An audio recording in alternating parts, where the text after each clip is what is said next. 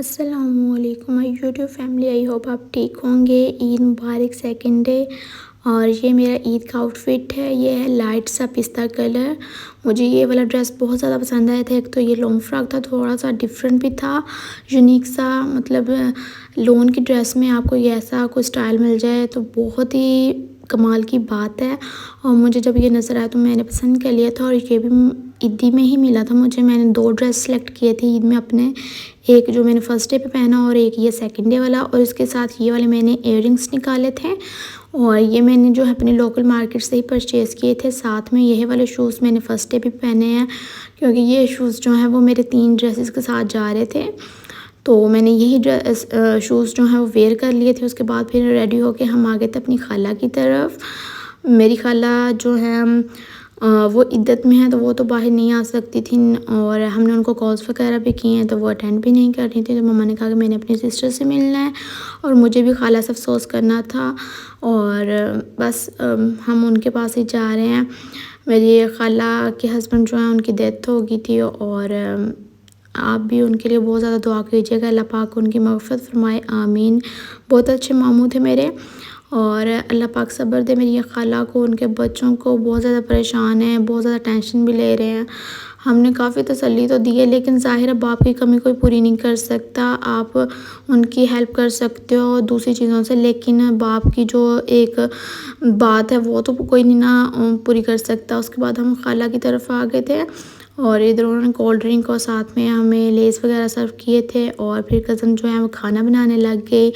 और इस वाले चूल्हे पे खाना जो है वो बड़ा लजीज बनता है। पहले पहले कभी हम भी ये वाला लकड़ी वाला चूल्हा यूज़ किया करते थे, लेकिन अब तो 14-15 साल हो गए हैं, कभी किया ही नहीं है। और इधर कज़न खाना बना रही थी। मुझे तो काफ़ी गर्मी लग रही थी, धूप थी आज। और मैं ज़रा इंजॉय कर रही थी और उनके साथ बातें कर रही थी कि थोड़ा उनका मूड जो है वो फ्रेश हो जाए। मेरी शादी से अगले दिन ही मेरे खालू की डेथ हो गई थी, लेकिन मैं नहीं आ सकी, ससुराल में थी। लेकिन मेरी बाकी फैमिली जो है वो गई थी उनके जनाजे पे।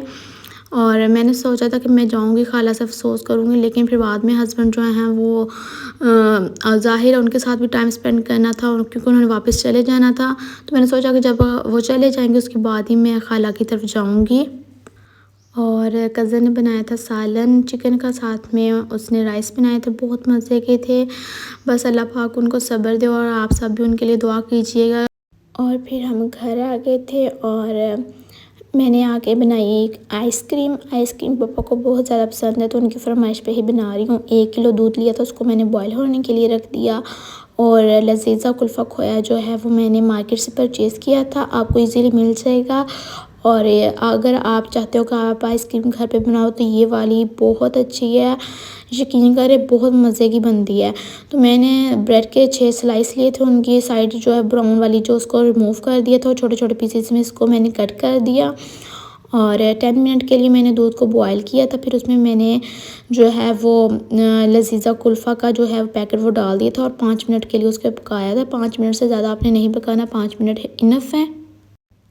लजीज़ा कुल्फ़ा का डाल के उसके बाद मैंने जो है वो 5 मिनट के बाद ब्रेड भी डाल दी थी और इसको फिर मैंने ठंडा होने के लिए रख दिया था, क्योंकि ब्रेड ने जो है वो थोड़ा सा दूध में अपने आप को डिप करने के बाद सोक कर लेना होता दूध। और इसके बाद फिर मैंने ब्लेंडर जग में डाल के इसको ब्लेंड कर लिया था। ब्लेंडर जग तो हर एक के घर में होता ही है। और उसके बाद फिर मैंने इसको फ्रीज़ होने के लिए रख दिया था। 7 से 8 घंटे तो लग जाते हैं। तो नेक्स्ट व्लॉग में मिलते हैं, तब तक के लिए अल्लाह हाफिज़।